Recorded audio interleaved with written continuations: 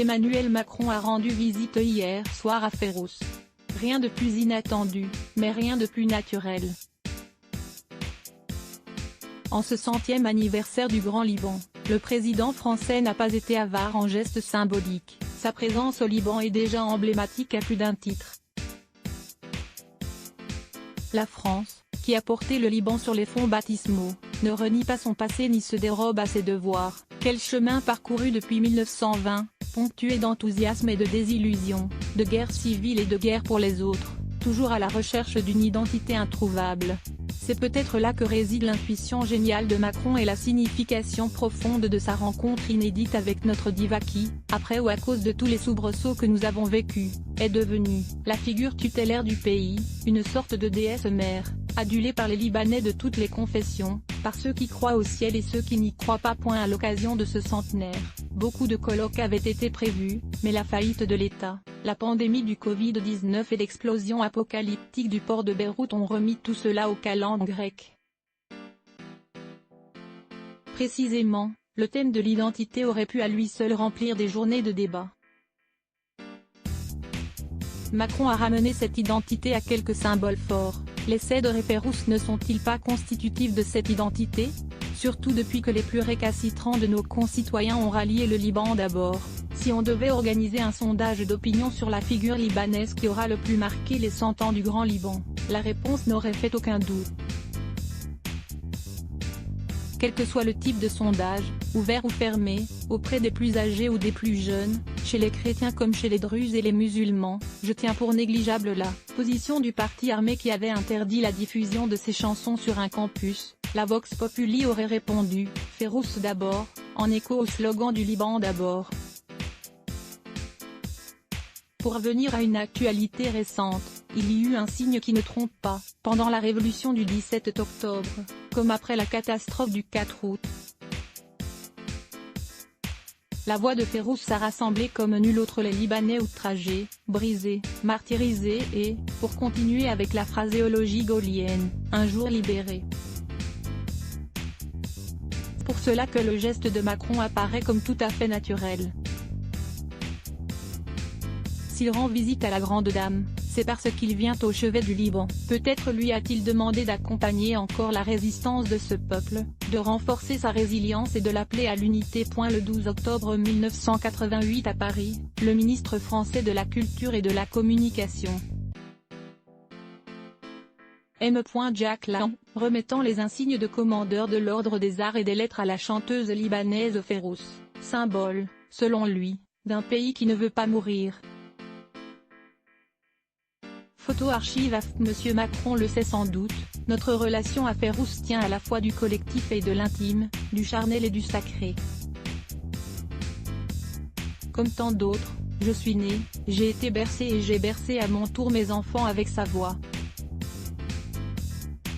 J'ai admiré, comme tous les Libanais, comme tous les Arabes, l'inaccessible étoile, mais j'ai eu aussi la chance de l'approcher de plus près et de l'accompagner depuis plus de 25 ans. Je ne trahirai pas un secret en disant que notre ambassadrice auprès des étoiles, selon la formule consacrée de Saïd Akle, est une personne modeste, attentionnée, drôle, parfois enjouée, et qui concentre dans sa personne les joies et les malheurs d'une famille, d'un peuple, et même d'une nation arabe qui n'existe que dans les rêves et les chansons. Je ne rapporterai pas ici les conversations privées sans sa permission. Je ne retracerai pas non plus les dizaines de concerts auxquels j'ai eu le bonheur d'assister, partout dans le monde, mais j'évoquerai volontiers quelques souvenirs, comme la clôture, en l'an 2000, du festival de Beethoven, un feu d'artifice exceptionnel, une standing ovation de 25 minutes en guise de bouquet final pour une Fayrouz étonnée de recevoir une pluie de roses, la voix couverte par les applaudissements et les you-you de milliers de personnes en délire, surtout des moins de 25 ans, déchaînés, électrisés par une légende incarnée, mi-diva mi-rockstar. Ce soir-là, la lune brillait au-dessus de Dir el-Kamar et ses milliers de voix entonnaient le cantique Nena Ouel Amar Djiran composé bien avant leur naissance. Ce soir-là, une jeunesse désorientée se réappropriait un mythe. Lire aussi Férouz, icône de la chanson et rare ciment national d'un Liban fracturé. Férouz et les Rabbani, dès la fin des années 50, avaient transposé sur scène et en musique l'amour du terroir. Ils avaient recréé dans leurs opérettes des tranches d'histoire et de vie paysanne qui, à leur façon, avaient atténué les méfaits psychologiques de l'exode rural. Les nouveaux citadins avaient mordu.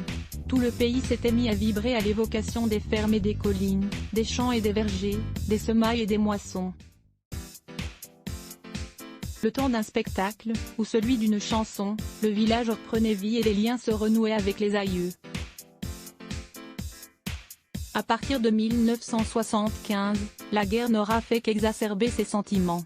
Toutes les identités communautaires et claniques s'étaient mises à puiser à la même source pour se forger une authenticité. Sur toutes les ondes, Férouz triomphait. Sur les chemins de l'exil, dans les pays d'émigration récente ou ancienne, sa voix incarnait la patrie déchirée et perdue. En Europe, en Amérique ou dans le Golfe, les Libanais faisaient le même pèlerinage pour ressourcer leur nostalgie.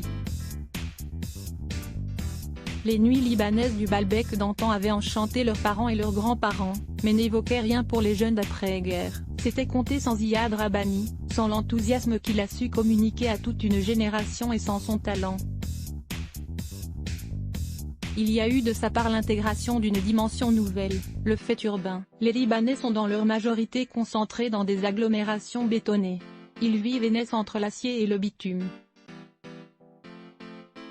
La jeunesse de ce pays, comme toutes les autres, a son langage, ses conventions, ses modèles. Le mérite de la dame est grand, d'avoir fait confiance à son fils pour adopter non pas une nouvelle musique, mais avant tout une langue nouvelle.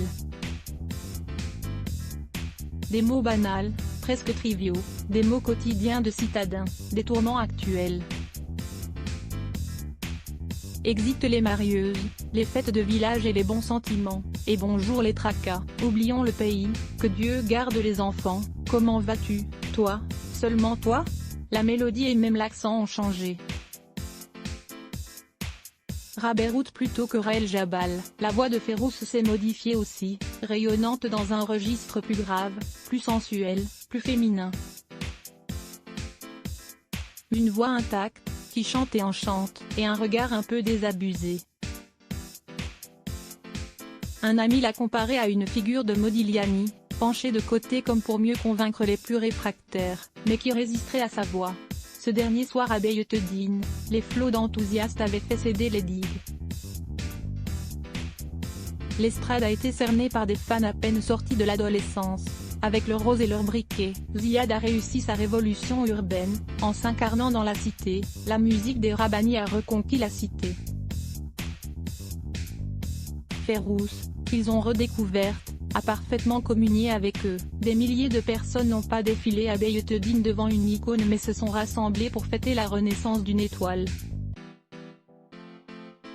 Le ministre français des Affaires étrangères Roland Dumas recevant Férouz le 17 octobre 1988 à Paris. Photo d'archives AFP 1979, en pleine tourmente, elle avait conquis l'Olympia. Sa chanson dédiée, cette année-là, à Paris vient de faire, à l'occasion de la visite de Macron, le tour des réseaux sociaux. Dit-elle. Paris, fleur de la liberté et trésor de l'histoire, le Liban m'a empli le cœur des salutations et de l'amour qu'il te porte. Le Liban t'avise que nous allons nous retrouver, dans les poèmes et l'amitié, avec les droits des gens et leur dignité. France, que dirais-je à ton peuple de mon pays blessé, de mon pays couronné de tempêtes, de dangers? Depuis la nuit des temps, notre histoire est toujours recommencée. Le Liban est blessé, le Liban est détruit, sa mort est annoncée, mais le Liban ne meurt pas, et de ses propres pierres, il relève ses maisons, et je vois déjà renaître et fleurir Sidon, Beyrouth. Je ne pense pas que Macron ait eu l'occasion d'entendre cette chanson qui résonne pour nous plus fort après les terribles explosions qui ont soufflé la moitié de notre capitale. Comment voulez-vous qu'avec ces mots-là, il n'aille pas rencontrer notre grande dame? Je la revois encore à Paris, 20 ans plus tard, Salle Pleyel, reine 1000 fois couronnée d'un Liban mythique, elle avait rarement été aussi dépouillée, aussi majestueuse. Définitivement débarrassée des oripeaux du folklore, elle était une apparition et une voix. Plusieurs milliers de personnes ovationnèrent debout son arrivée sur scène. Ce soir-là, elle avait évoqué la violence et le sacré, et encore une fois Jérusalem vers qui nos yeux s'envolent chaque jour. La foule ne se contrôlait plus et ajoutait sa voix à la voix. On criait « Férouz, Férouz ou merci, merci ». Dans cette foule bigarrée et émue, on reconnaissait des gens du spectacle, Jeanne Moreau, Fanny Ardant, Jane Birkin, Carole Bouquet. Je me souviens encore de Assoudine Alaya écrasant furtivement ses larmes avant de se mettre à applaudir frénétiquement. Par elle et pour elle le temps s'est arrêté. L'âge ne la concerne plus, ni elle ni ses chansons. Grâce à elle, chacun revit au présent des instants du temps perdu et du temps retrouvé. Le président Macron a eu raison, 1000 fois raison, de lui rendre hommage et de la décorer au nom de la France, car le Liban mythique de Férouz est plus réel, plus authentique que le Liban mortifère de notre quotidien. Car sa voix, c'est avant tout la nôtre. Et c'est la voix de toutes les voix du Grand Liban qui se sont tues. Let's block ADS.